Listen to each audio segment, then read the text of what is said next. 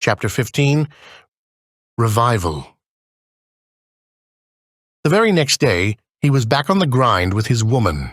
They had started to go around to different patisseries and bakeries, selling their treats.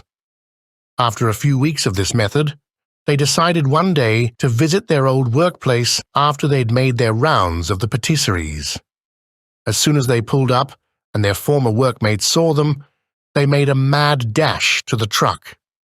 They were quickly bombarded with purchases and everyone trying to congratulate them on their business's continued success. From the top floor of the building, where the overseeing office was located, Mr. Graham looked outside when he heard all the commotion. Sitting in his chair, he could see Marcus's food truck pulling up. He tapped Natalie on the shoulder, and she glanced up at him from between his legs. "Isn't that your ex, Marcus?" He smiled. "He's doing well for himself. I like to see my fellow brothers doing it big. Ooh, very nice, baby. Don't forget to clean me up now." His phone rang off, and he picked up with a calm, "Yes, hello? Graham here. Oh, honey, it's you. What is it?" The voice on the other end was audible enough for even Natalie to hear. Why do you sound so winded, Jay? You're with one of your whores, aren't you? "Honey, you know you're the only one for me." Don't honey me, you disgusting man. "Baby, I got to go. Lots of work to do," he said, slowly moving the phone away from his ear. Yeah, whatever. Just remember to pick up Caleb, because I can't today. "All right, baby. I'll pick him up on the way from work. Don't worry. Love you. Bye-bye."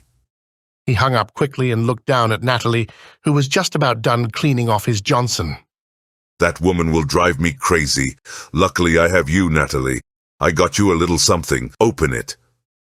He handed her a velvet box, and she opened it to find a white gold necklace shimmering inside. As if she were a starved animal, she snatched it up and put it on immediately. Then she moved in for a kiss, but Graham promptly put a hand up to stop her. "Come on, baby," he said. "Don't you want to clean up a little first?"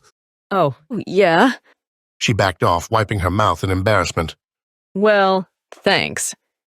"It was nothing, baby. And how do you like the apartment I got you?" It's great.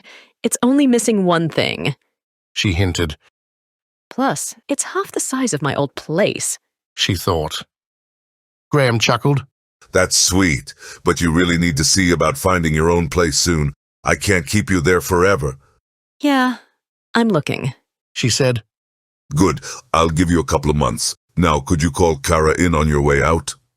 As she left, she waved Kara over, but lingered behind the door, wondering where she was going to find a decent place on such short notice.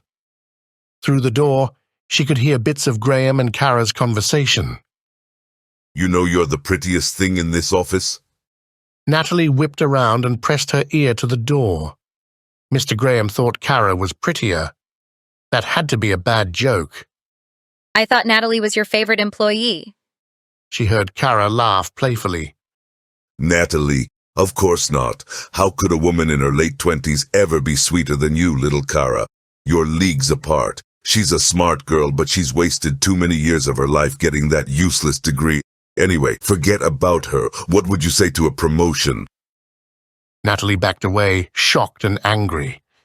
It was beginning to dawn on her what most of the attractive girls here had already figured out, that Graham was just using them. He had a wife at home and kids. Even his wife knew he used the girls in his office as playthings, only she turned a blind eye to it. Feeling sick to her stomach, Natalie wandered downstairs and found herself out in the courtyard. From there, she could see Marcus's food truck still outside the gate. He was already closing up. She went over and asked him if they could speak in private before he left. But he blinked at her and folded his arms across his chest. "Whatever you have to tell me, you could tell me right here." So it's like that? Well, I see you moved on fast. She replied bitterly. He rolled his eyes. "You're done?" No, I'm sorry. I see your business is picking up. She smiled weakly, gesturing to the truck. For a moment she looked down at her shoes, and when she looked back at him, her expression was pained. Marcus, I'm sorry, okay? I was wrong. I got my degree and started making more money than you, and I don't know, it just made me want more than you were providing. It was frustrating to not be satisfied, but I realized that these material things don't mean shit without love. She took another deep breath and blurted, Marcus, I'm asking you to let me come home. No. She looked up at him, completely floored. It's too late, girl. I've grown too, and I realize I never really liked you. I was just with you out of a false sense of loyalty. To you, to our people, to my ma. I was scared of letting other people down. But honestly, I always had a preference for something different. I was afraid, and that was weak of me, but I'm not that weak man who ain't shit anymore. Now I do what I want despite people's negative opinions, so I'm sorry.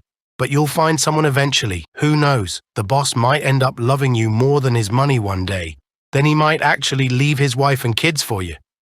By the way, you still have some of his load on the corner of your mouth. Later. With that, he went around front to Debra's car, hopped in, and they drove off, leaving Natalie to wipe off her shame.